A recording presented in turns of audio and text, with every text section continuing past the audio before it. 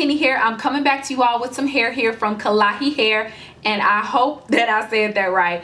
But y'all, I absolutely love this hair. The hair, I bleached it twice, I colored it, and it is still popping. Do you hear me? I haven't put any oil on it. I just let it air dry, and this is exactly what the curls came out like. This is their Brazilian curly, and I have really been feeling ginger. Like, I wanted ginger so bad, but I wasn't sure how it was gonna come out on curly hair. But I'm absolutely happy that I tried it, and I'm glad that it looked good with curly hair. So you guys, I'm gonna show y'all how I installed this baby and styled it. I definitely used bold hold for this one because I needed an absolute, you know, slay and a lay, honey. That stuff makes your install so flat it ain't even funny. So I hope that you all enjoy this video. Do not forget to like, share, and subscribe, you guys. I love y'all, and I will see you later.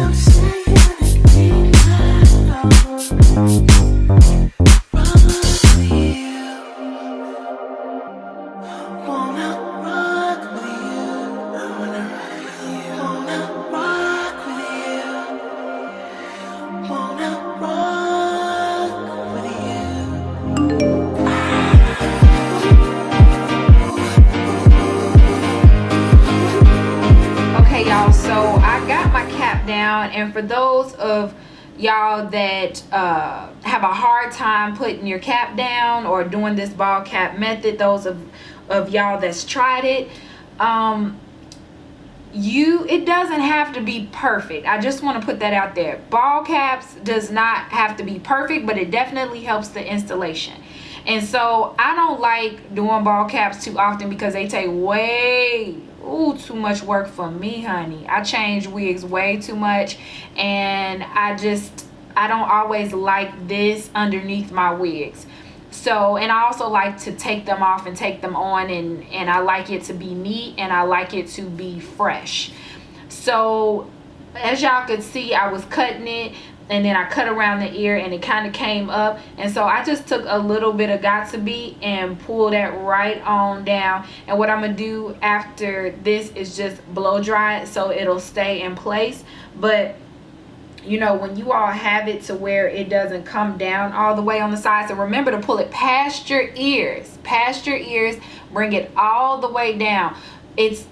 You know, I'm seeing some people where they got the band all the way up here, and it's never going to lay right because you're trying to adhere a band, and you're not trying to adhere the band, you're trying to adhere the actual stocking cap.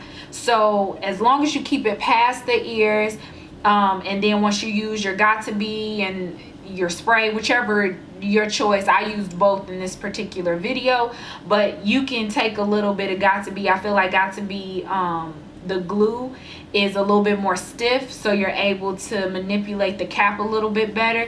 And then I typically take a little bit of the glue and then got to be glue and go along the edge just to get it nice and flush to my head. but that's just a little trick you all can use if you find that your cap is like lifting on the side.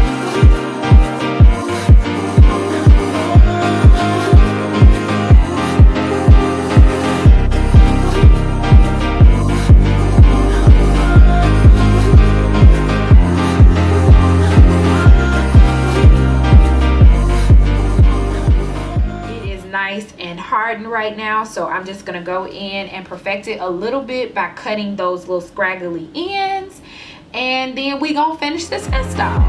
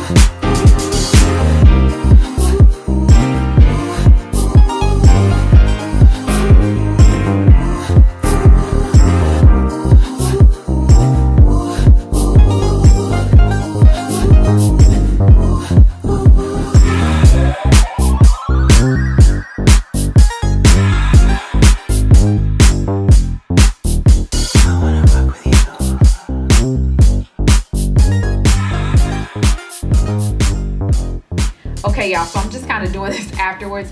So with this wig, this is a glueless wig, and I only have a little bit of the ear tabs out on both sides, and you can wear it without an elastic band and actually, you know, be glueless.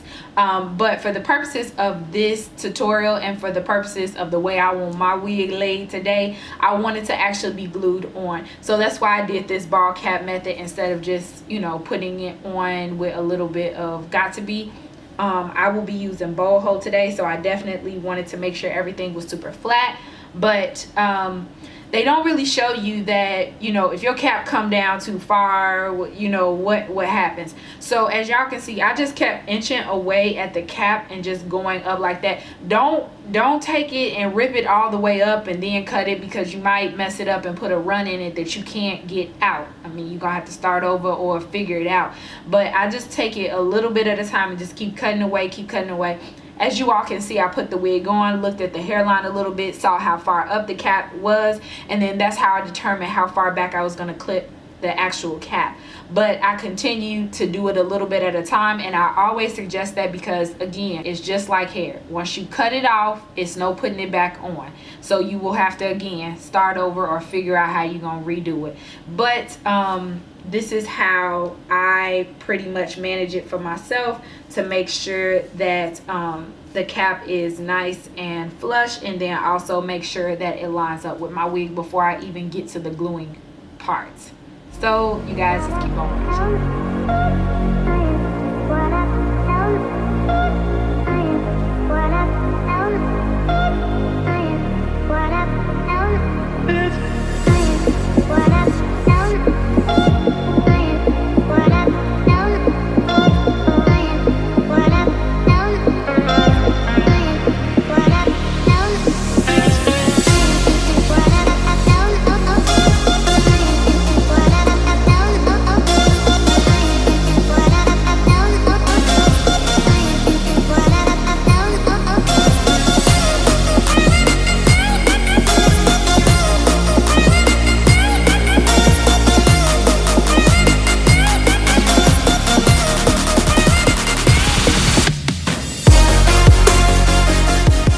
Just going in and but wiping my hands with the 91% alcohol so I can get all that makeup and oils off my skin, because I plan on using my finger with the bowl hole so I can get a nice smooth application, also a flat application, and so that it can dry evenly. So I'm gonna go in and do that right now, but I just like to take some alcohol and get that makeup and stuff off my fingers. Also too, dolls, if you get some of that pencil on your lace, then you can go ahead and wipe it off with some alcohol as well, or you can use brown lace or brown pencil, whatever you prefer. But I like to use the white because I can just see it a little bit better. So or just see it a lot better. But yeah, so I'm gonna go in right now and just start applying my boho.